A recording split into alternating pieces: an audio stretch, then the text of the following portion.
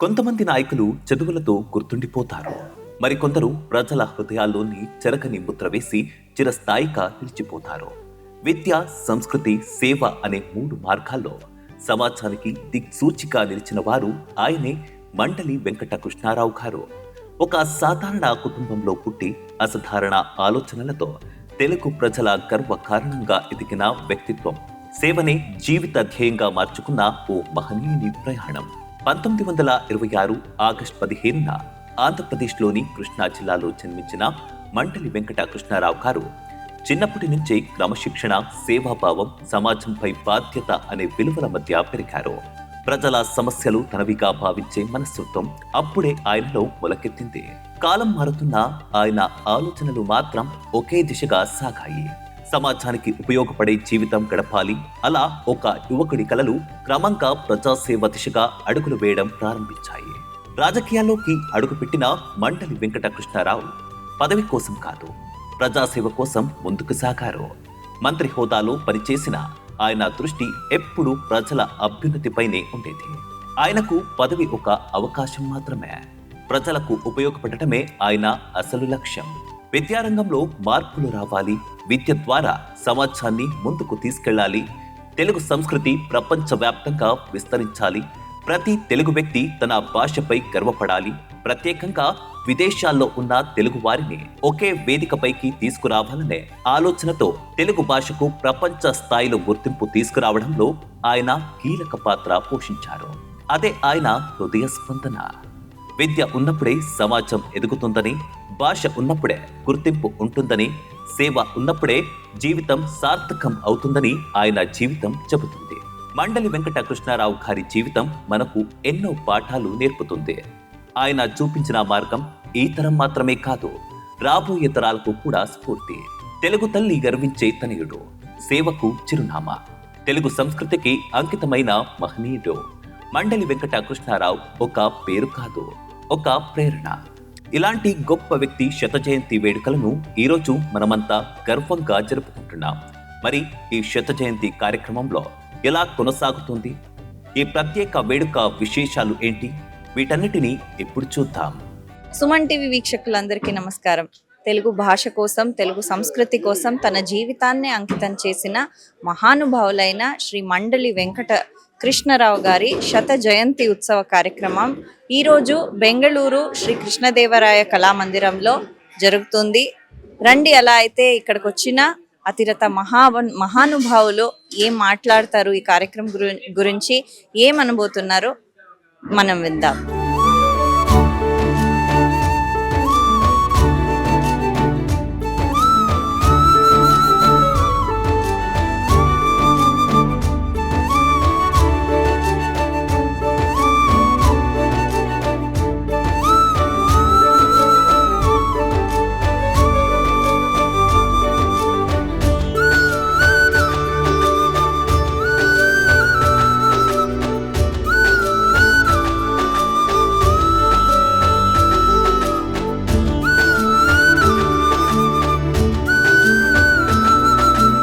ఇతర రాష్ట్రాల్లో, ఇతర దేశాల్లో తెలుగు భాషా సాహిత్యాలకు, సంస్కృతులకు సేవ చేసినటువంటి వారికి ఈ పురస్కారం ఇవ్వడం జరుగుతుంది. ఆ విధంగా 2007 నుండి 2025 వరకు కంటిన్యూగా ఇవ్వడం జరిగింది. అయితే ఎందుకు ఆయన శత జయంతి జరపాలి అంటే, ఇతర రాష్ట్రాల్లో, ఇతర దేశాల్లో తెలుగు వాళ్ళనందరినీ ఏకం చేసి 1975 ప్రపంచ తెలుగు మహాసభలు జరిగినాయి. అది ఇప్పటికీ 50 ఏళ్ళు పూర్తయింది. 75 ఏప్రిల్ 12వ తేదీ నుండి 18వ తేదీ వరకు ఒక వారం రోజులు హైదరాబాద్లో నభూతో నభవిష్యతి అన్న చందాన బ్రహ్మాండంగా మహాసభలు జరిగాయి. ఆ సభల తీర్మానం మేరకే అంతర్జాతీయ తెలుగు సంస్థను అదే సంవత్సరం సెప్టెంబర్ 8వ తేదీన ప్రారంభించడం జరిగింది. మండలి వెంకట కృష్ణారావు గారు ప్రప్రథమ ప్రపంచ తెలుగు మహాసభలు నిర్వహించారు. ఆయనకి అంతేకాదు, ఆయన ఆంధ్ర గాంధీగా కూడా ఆయన పిలుస్తారు. రెండవది, ఆయన 1975లో 1975లో బెంగళూరు వచ్చినప్పుడు ఈ తెలుగు విజ్ఞాన సమితికి నిజంగా చెప్పాలంటే ఆయన ఒక ఫౌండరు, గాడ్ ఫాదర్ లాగా. ఆ రోజుల్లో ప్రభుత్వ నిధుల నుంచి 25,000 రూపాయలు ఇవ్వటం జరిగింది. ఆ 25,000 రూపాయల నుంచి ఈ సంస్థని దినదిన ప్రవర్ధమానంగా తర్వాత నేదురుమల్లి జనార్దన్ రెడ్డి గారు, తర్వాత ఇక్కడ స్థానికులు ఎంతోమంది ఎంఎస్ రామయ్య గారు, ఇక్కడ మళ్ళీ కర్ణాటక ప్రభుత్వం సిద్ధరామయ్య గారు అందరూ కలిపి ఆ రోజు నుంచి ఈ రోజుకి కూడా తెలుగు సంస్థని కాపాడుకుంటా వస్తున్నారు. మాకు తెలుగు విజ్ఞాన సమితి అంటేనే రాధాకృష్ణరాజు గారే. సో వాళ్ళు ఇలాంటి కార్యక్రమాలు ఎన్నో వందలు చేసి ఇచ్చినారు. అందులో ఈరోజు ఈ మన వెంకటకృష్ణరావు గారి 100th బర్త్డే చేస్తూ ఉండరు. అందులో భాగంగా మమ్మల్ని కూడాను సెలెక్ట్ చేసుకునే దానికి వాళ్ళకి అనంత ధన్యవాదాలు తెలుపుకుంటూ, ఇలాంటి కార్యక్రమంలో బెంగళూరులో మేము హైయెస్ట్ స్పీకింగ్ లాంగ్వేజ్ అంటే తెలుగునే. వివిధ స్టేట్ల ఇంకా వచ్చినా కూడా we are all Telugu speaking peoples. మా తెలుగు విజ్ఞాన సమితి నుండి ఇలాంటి ఒక మంచి కార్యక్రమం చేస్తూ ఉండడానికి మాకు చాలా సంతోషంగా ఉంది. నన్ను కూడా ఇక్కడ చేర్చుకోవడానికి వాళ్ళకి ధన్యవాదాలు తెలుపుకుంటూ, మనిషి చనిపోతే కూడా ఇలా బతకాలి. ఇప్పుడు మనిషి చనిపోయారంటే లేదు కాదు, ఈయన బతికే ఉంటాడు. అలా బతకాలని అందరికీ ఒక మెసేజ్ పంపించే ఈయన ఇలాంటి కార్యక్రమాన్ని చేస్తూ ఉంటారు. తెలుగు జాతి స్ఫూర్తి ప్రదాత, ఉత్తరాంధ్ర ప్రజల ప్రాణదాత, తెలుగు భాషకు ఎంత సేవ చేశారో అంతకు మించి అక్కడ ప్రజలను హక్కున చేర్చుకున్న విధాత, కీర్తిశేషులు శ్రీ మండలి వెంకటకృష్ణారావు గారు. ఆనాడు హనుమంతుల వారు ఎత్తిన సంజీవిని పర్వతం వంటి వారు మండలి వెంకటకృష్ణారావు గారు. 1979లో ఆనాటి పెను తుఫాను గురించిన తెలిసిన వారికి వారి సేవలు మరువలేనివి. సినిమా హీరోల పడవలో వెళ్ళి వరదలో దూకి తన ప్రజలను కాపాడుకున్న రాజకీయ యోధులు శ్రీ మండలి వెంకటకృష్ణారావు గారు. నిజమైన ప్రపంచ తెలుగు మహాసభలను నిర్వహించిన మాతృభాష ప్రేమికులు శ్రీ మండలి వెంకటకృష్ణారావు గారు. ఈరోజు తెలుగు విజ్ఞాన సమితి వారి ఆధ్వర్యంలో జరుగుతున్న ఈ శతజయంతి వేడుకలకు విచ్చేసిన ప్రతి ఒక్కరికి హృదయపూర్వక స్వాగతం తెలుపుతున్నాను. 1975 సంవత్సరంలో హైదరాబాద్లో జరిగిన ప్రపంచ తెలుగు మహాసభ, ఈ తెలుగు విజ్ఞాన సమితి భవన ప్రారంభం నిర్మాణం తర్వాత 5 మాసాల తర్వాత జరిగింది. అప్పుడు కృష్ణారావు గారు ఫోన్ చేసి, రాధాకృష్ణరాజు నువ్వు కూడా వచ్చి ఈ మహాసభలకు పనిచేయాలని చెప్తే, ఆ మహానుభావులతో దాదాపు 2 నెలల 15 రోజులు 20 రోజులు హైదరాబాద్లోనే ఉంది. నేను, నాతో పాటు ఉపేంద్ర గారు, అప్పుడు ఆయన వెస్ట్ బెంగాల్ కలకత్తా తెలుగు అసోసియేషన్ ఉపాధ్యక్షులు ఉపేంద్ర గారు, ఏఆర్ కృష్ణ గారు, కృష్ణరాజు గారు, వీళ్ళందరితో కలిసి ఆయనతో పనిచేసే భాగ్యం నాకు లభించింది. ఆయనే ఈ భవన నిర్మాణానికి శంకుస్థాపన చేశారు 1975. బుద్ధప్రసాద్ లాంటి గొప్ప వ్యక్తుల ద్వారా 10 మందికి తెలిసి రకరకాలుగా పుస్తకాలు రావటం మొదలుపెట్టి వాటిని మేము డిజిటైజ్ చేసి తిరిగి ఇవ్వటం ద్వారా కొంత మేము మొదలుపెట్టిన రోజున నిజంగా మేము కూడా ఇంత చేయగలమని మేము అనుకోలేదు. ఎంతవరకు చేయగలం అంతవరకు చేద్దాం అన్నట్లుగా మొదలుపెట్టాము. ఇప్పుడు దాదాపు 3,25,00,000 పేజీలు పూర్తి చేశాము. ఈరోజు మనిషి 100 సంవత్సరాలు బతికిన వాళ్ళు కొంతమంది ఉంటారు. కీర్తిశేషులైనా కూడా బతికినటువంటి వ్యక్తి మన మండలి కృష్ణరావు గారు. ఆయనేం చనిపోలేదు, వాళ్ళేం శరీరాన్ని వదిలిపోలేదు. శరీరాన్ని వదిలిపోయినా ఎక్కడో వాళ్ళు పుట్టింటే ఇక్కడ కర్ణాటకలో తెలుగు విజ్ఞాన సమితి ఈ భవనంలో కృష్ణదేవరాయ మంటపంలో మనము ఆయన బర్త్డే చేసుకుంటా ఉన్నామంటే ఆయన ఎటువంటి మహానుభావుడై ఉంటాడు. మన కర్ణాటక వాళ్ళకి ఏమంత తెలిసినో లేదు. కాకపోతే వాళ్ళ బర్త్డే అంటే 100వ బర్త్డేని ఇక్కడ సెలబ్రేట్ చేసేదానికి సెలెక్ట్ చేసుకుని ఉన్నారంటే మా రాధాకృష్ణ గారు ఎంత మంచి హృదయం ఉండేటువంటి మహానుభావులు. ఆయన గోపీనాథ్ గారు ఎమ్మెల్యేగా ఎంపీగా అక్కడ ఎలక్ట్ అయినారు. వాళ్ళని గౌరవించాలని చెప్పని నేను మా మిత్రులతో కలిసి పోయి వాళ్ళని చూస్తూ ఉంటే వాళ్ళకి దుషాలతో వాళ్ళు వేసి వాళ్ళని సత్కరించి వస్తే కాసేపు ఉండండి మీరు మీతో నేను కొంచెం మాట్లాడాలని చెప్పి కూర్చోబెట్టి మీరు ఇట్లా గ్రామాలకు పోయి చేస్తూ ఉండారే మీ ప్రయత్నం ఎంతవరకు వచ్చింది అని, కొంతవరకు వచ్చింది సార్ అని, మంచి పని చేస్తుండారు మీరు చేయండి అండి. అయ్యా మేము చేస్తుండే పని ఉసిరికాయలు మూట కట్టినట్లు ఉండాది, ఈ మూల నుండి తయారు చేసి ఈ మూలకు వచ్చే లోపల వాళ్ళు మర్చిపోతారు. మీరు ఎంపీగా ఇప్పుడు ఎలక్ట్ అయ్యిండారు, మీరు మన ప్రాంతంలో ఉండే టీచర్లు పిలిచి వాళ్ళకి మీరు కొన్ని ఇన్స్ట్రక్షన్స్ ఇస్తే సరిపోతుంది అని చెప్పని పిలిస్తే 450 పాఠశాలకు 80 మంది టీచర్లు వచ్చారు. ఆ రోజు మీటింగ్కి వచ్చింది 80 మందే. 450 తెలుగు పాఠశాలలు ఉంది, ఇంకా టీచర్లు పనిచేస్తూ ఉంటారు. ఆ సమయంలో ఆ 80 మందిని పిలిచి మీరు ఏం చేస్తారో తెలియదు. కెఎస్ కృష్ణప్ప ఒక రైతు, ఆయన వయసు 74 సంవత్సరాలు, ఆయన ఇందులో పనిచేస్తూ ఉంటారు. సీతారామయ్యకి వయసు 74 సంవత్సరాలు, ఆయనకి చేసిన పనికి డిపార్ట్మెంట్కి సంబంధం లేదు. మీరు ఏం చేస్తారో తెలియదు. మీరు లీడరు, ఈ 4 యూనియన్లను మీరు సెర్చ్ చేసేయాలని ఒక టీచర్ని అక్కడే నియమనం చేసిన తర్వాత 8 రోజులకి 200 స్కూల్లో 5000 పిల్లలు చదివేకి మేము తయారుగా ఉన్నామని చెప్పని ఇంటెంట్ ఇచ్చారు. మండలి వెంకటకృష్ణరావు గారంటే కొన్ని ఆదర్శాలు. మనకు దౌర్భాగ్యం ఏమిటంటే మనం మంచిని గౌరవించేది మరణించిన తర్వాత, జీవించినప్పుడు అది మనకు పనిచేయదు. తుఫాన్ వచ్చినప్పుడు ఒక ప్రజల ప్రతినిధిగా ప్రాతినిధ్యాన్ని మానవీయత గుణాలపైన నిర్వహించిన మహానుభావుడు. ఇంకెక్కువ మనం మాట్లాడుకోని అవసరం లేదు. బుర్రకథ చెప్పిన సోదరులు సవివరంగా ఆయన బతుకును మనకు తెలియజేశారు. శాసనసభ్యులుగా ఉండి అతని కుమారులు ఈరోజు ఇక్కడికి రావటం మనందరి అదృష్టం. భూమి మీద చాలా మంది జన్మిస్తారు, అస్తమిస్తారు. నాకు ఈ మధ్యకాలంలో ఈ సభలు సన్మానాలంటే చాలా భయం అండి. దానికి ఉన్న గౌరవం అంతా పోయింది. సరే రాధాకృష్ణరాజు చెప్తాడు కదా, అటువంటిది ఏమి ఉండదులనే ధైర్యంతో వస్తే నా ధైర్యం సార్థకం.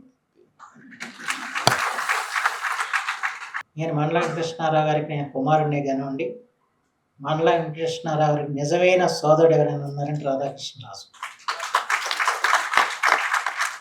నేను మా నాన్నగారికి ఆయనకున్న అనుబంధం నాకు బాగా తెలుసు. మా నాన్నగారు బెంగళూరు ఎప్పుడు వచ్చినా కూడా అక్కడ అజంతా ఫిలిమ్స్లో రాధాకృష్ణరాజు గారిని కలవకుండా వెళ్ళేవారు కాదు. ఆయనతో పాటు నేను వెళ్తూ ఉండేవాడిని. 1975 ప్రపంచ తెలుగు మహాసభ నుంచి ఆ తర్వాత ఎన్ని ప్రపంచ తెలుగు మహాసభలు జరిగినా మా నాన్నగారి ఆధ్వర్యంలో వాటన్నిటికి కూడా వెన్నెముకగా నిలిచిన వ్యక్తి మాత్రం రాధాకృష్ణరాజు. ఆ తర్వాత మా హయాంలో జరిగిన కార్యక్రమాలకు కూడా అన్నిటికి కూడా ఆయనే మాకు అండగా నిలిచిన వ్యక్తి. ఒక మాటలో చెప్పాలంటే కర్ణాటకకి ఆంధ్రప్రదేశ్కి మధ్య ఒక వారధ ఎవరైనా ఉన్నారంటే ఆ వారధ మాత్రం రాధాకృష్ణరాజు. ఆనాడు శ్రీకృష్ణదేవరాయలు ఏ విధంగా ఈ కర్ణాటకను పరిపాలిస్తూ తెలుగు భాషను పరిపోషించాడో, ఈ కర్ణాటకలో నివసిస్తూ ఇవాళ తెలుగు వైభవాన్ని నిలపాలని చెప్పి నిరంతరం తప్పిస్తున్న వ్యక్తి మాత్రం రాధాకృష్ణరాజు గారు. దాంట్లో ఎటువంటి సందేహం లేదని చెప్పి మాత్రం మనం చేస్తాం. ఎక్కడే పోయినా వారి గురించి ఎంత అప్రిషియేట్ చేస్తారంటే చెప్పలేను. ఒక అస్సాంకు ఒకసారి వెళ్ళాను, ఎందుకంటే చాలా మారుమూల ప్రాంతం, లిడో అనే ప్రాంతం. అక్కడ కూడా వారి యొక్క స్పర్శ తగిలింది. కాబట్టి అటువంటి వారు 75 ఏప్రిల్లో మహాసభలు జరిగితే దాని తీర్మానం ఇతర రాష్ట్రాల్లో, ఇతర దేశాల్లో ఉన్న తెలుగు వాళ్ళ విద్యా సాంస్కృతిక సమస్యల పరిష్కారం కోసం ఒక సంస్థను ఏర్పాటు చేయాలనేది తీర్మానం. అది వెంటనే సెప్టెంబర్ 8వ తేదీన అంతర్జాతీయ తెలుగు సంస్థను ప్రారంభించారు. ఆ వెంటనే 1976 ఫిబ్రవరిలోని అన్ని రాష్ట్రాల నుండి విదేశాల నుండి ప్రతినిధులను రప్పించి ఏమేమి సమస్యలు ఉన్నాయి వాటినన్నింటినీ క్రోడీకరించి నిశ్చితం ఒక పుస్తక రూపంలో తెచ్చారు. అది వారి నిబద్ధత. కాబట్టి వారి స్ఫూర్తిని మనం రాబోయే తరాలకు అందించాలని మీ అందరికీ తెలియజేయాలని ఈ శత జయంతి ఉత్సవాలు ప్రతి రాష్ట్రంలో చేయడానికి ప్రయత్నం చేస్తున్నాం. ఇవి వెస్ట్ బెంగాల్లో జరిగింది ఆల్రెడీ, ఈరోజు ఇక్కడ జరుగుతున్నది, వచ్చే నెల బొంబాయిలో జరుగుతుంది, వచ్చే నెల చివరిలో మన గుజరాత్లో అహ్మదాబాదు అదేవిధంగా సూరత్ పట్టణాల్లో జరగబోతున్నాయి. కాబట్టి ఈ విషయాన్ని మీకు తెలియజేయాలని పొట్టి శ్రీరాములు తెలుగు విశ్వవిద్యాలయం మండలి వెంకటకృష్ణారావు అంతర్జాతీయ తెలుగు కేంద్రం ద్వారా ఇతర దేశాల్లో ఇతర రాష్ట్రాల్లో తెలుగు భాష అభివృద్ధికి కృషి చేస్తుంది. స్వామి ఆశీస్సులు పొందితే బాగుంటుందని కోరుకున్నాను. 8:40 ఏకాంత సేవ మొదలై క్లోజ్ అయి ఉంటుంది కాబట్టి ఈరోజు కుదరడం లేదు. కానీ వేదిక మీద ఉన్న పెద్దల్ని, వేదిక ముందున్న అందరు అతిథుల్ని కోరేది ఏంటంటే, ఇక్కడ ఉన్న మన వెంకటేశ్వర స్వామి దేవస్థానంలో తిరుమలలో జరిగే అన్ని రకాల సేవలు ఇక్కడ జరుగుతున్నాయి. మీరందరూ వచ్చి ఉపయోగించుకొని స్వామివారి ఆశీస్సులు పొందాలని ఒకసారి కోరుకుంటున్నాను. Thank you. ఈ యొక్క కార్యక్రమానికి మన రాధాకృష్ణ గారు నన్ను ఆహ్వానించడం చాలా సంతోషంగా ఉంది. మన మండలి వెంకటకృష్ణారావు గారు శత జయంతి సందర్భంగా వెంకటేశ్వర స్వామి స్వరూపమైనటువంటి వేణుగోపాల్ గారు కానివ్వండి, కృష్ణ స్వరూపమైనటువంటి రాధాకృష్ణులు గారు కానివ్వండి, నాకు ఒక దిశా నిర్దేశం చేసినట్టుగా నాకు అనిపిస్తుంది. సుమన్ టీవీ ఆంధ్ర, తెలంగాణ, తెలుగు భాషలో చాలా ప్రఖ్యాతిగాంచింది. రాష్ట్రంలోని, దేశంలోని ప్రప్రథమంగా డిజిటల్ మీడియా సుమారు 300 కోట్ల వ్యూవర్షిప్ పర్ మంత్ చూస్తున్నారు. అదేవిధంగా 11 కోట్ల మంది సబ్స్క్రైబర్స్ ఉన్నటువంటి సుమన్ టీవీ ఛానల్ని కర్ణాటక రాష్ట్రానికి తీసుకురావడం జరిగింది గత 6 నెలల క్రితం. సో ఇప్పుడు మనకి ఇక్కడ ఉన్నటువంటి 30 లక్షల మంది సబ్స్క్రైబర్స్ ఉన్నారు. సుమారు 1.5 కోటి వ్యూవర్షిప్ పర్ మంత్ ఉన్నారు. సో ఇవన్నీ గుర్తించినటువంటి రాధాకృష్ణ గారు ఈ యొక్క కార్యక్రమాన్ని నన్ను పిలిచి నాకు ఒక దిశా నిర్దేశం చేయించినట్టుగా నాకు అనిపించింది అనమాట. ఇంతటి ప్రఖ్యాతమైనటువంటి సుమన్ టీవీ తెలుగు, కన్నడ భాషల్లో ఉన్నటువంటి భాషా పరిజ్ఞానాన్ని, సంస్కృతిని, సాంప్రదాయాలని వెలుగెత్తి చూపించవలసిన బాధ్యత తీసుకోమని చెప్పి నాకు సూచించినట్లుగా నేను భావిస్తున్నాను. ఆ కార్యక్రమాన్ని నేను సవినయంగానే స్వీకరిస్తున్నాను, తెలియజేస్తున్నాను. Thank you very much. మండలి వెంకటకృష్ణారావు గారు నిజాయితీపరుడు, గాంధేయవాది, స్వాతంత్ర సమరయోధుడు, నిరాడంబరుడు, అదేవిధంగా అనేక పదవులు అధిష్ఠించినటువంటి ఆ మహోన్నత వ్యక్తిత్వం ఉన్న వ్యక్తి గురించి మనం ఎంత చెప్పినా తక్కువే. ఇప్పుడు స్పీకర్ గారు చెప్పారు, మాజీ సభాపతి గారు, అదేవిధంగా ఇక్కడ ఉన్నటువంటి వేదికల్లో రాజకీయాల్లో అంత కాస్టమ్స్తో ఉన్నటువంటి చూస్తున్నటువంటి వ్యక్తులందరూ కూడా తెలుసు. ఈ కాలంలో ఈ ప్రస్తుత పరిస్థితుల్లో అరగంట అధికారం ఇస్తే అరణ్యాలను కూడా ఆక్రమించేటువంటి అమాత్యవరమైనటువంటి ప్రస్తుత వ్యవస్థలో నిజాయితీగా బతికేటువంటి రాజకీయ నాయకులు అతి కొద్దిలో ఉన్నారు. అందులో బుద్ధప్రసాద్ గారు కూడా ఒకరు. మనకు ముఖ్యంగా మండలి వెంకటకృష్ణారావు గారిని ఆయన సత్యదైవం చేసినటువంటి రాధాకృష్ణ గారు వీళ్ళ వల్ల కలిగేటువంటి ఉపయోగం అంటే వాళ్ళ కుటుంబానికో కృష్ణారావు గారికో ఏమీ ఉండకూడదు, కానీ మనకు రాబోయే తరాలకు కూడా ఇలాంటి స్ఫూర్తిదాయకంగా ఉండాలి, చరిత్రచలనం చేసుకుంటూ ఉండాలి. నిజంగా ఈ విధంగా మనం చేస్తే ఇంకా మరింతగా ముందుకు సాగడానికి, ప్రజల్లో మన్నలు పొందడానికి దోహదపడుతుందని చెప్పి ఈ రాష్ట్రంలో ఎంతోమంది, కొన్ని వందల మంది మంత్రులు అయి ఉంటారు. కానీ ఈ రోజున మండల వెంకటకృష్ణారావుని గుర్తుపెట్టుకుని ఈ శతాబ్ది జరుగుతున్నారంటే దానికి కారణం తెలుగు భాషకు ఆయన చేసిన సేవ.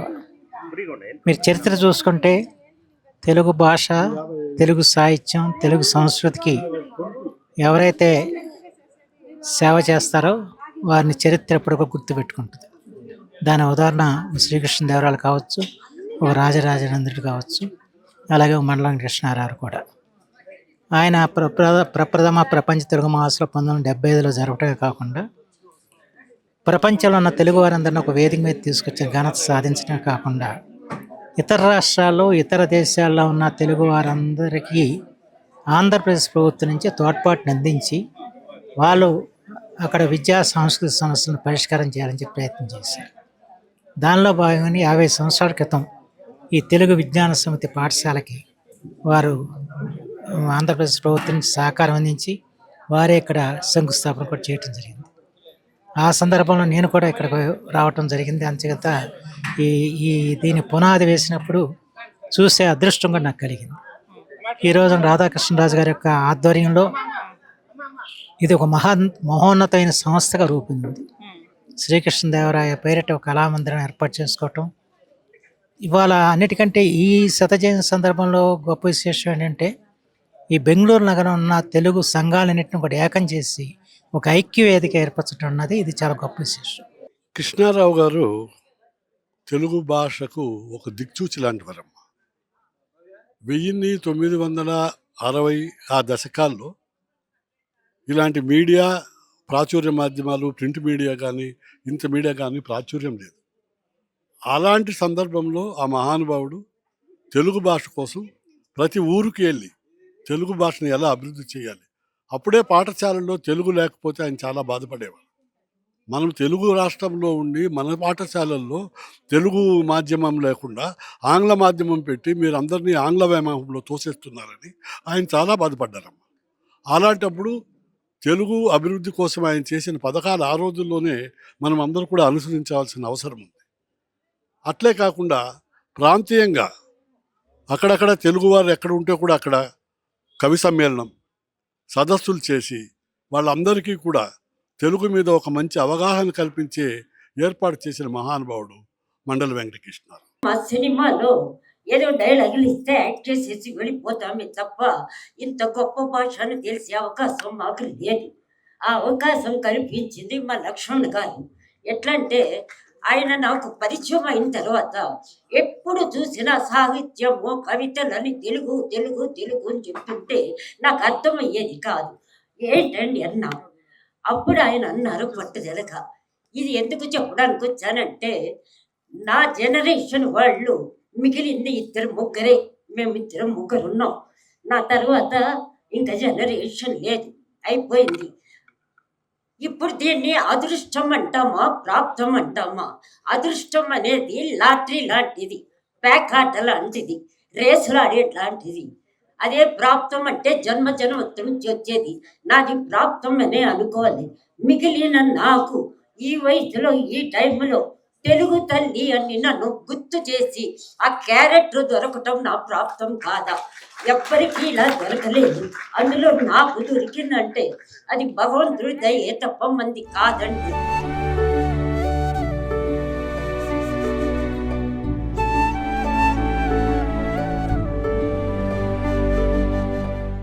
చూసారు కదా, ఎందరో మహానుభావులు తమరి అనుభవాలని మనతో పంచుకున్నారు.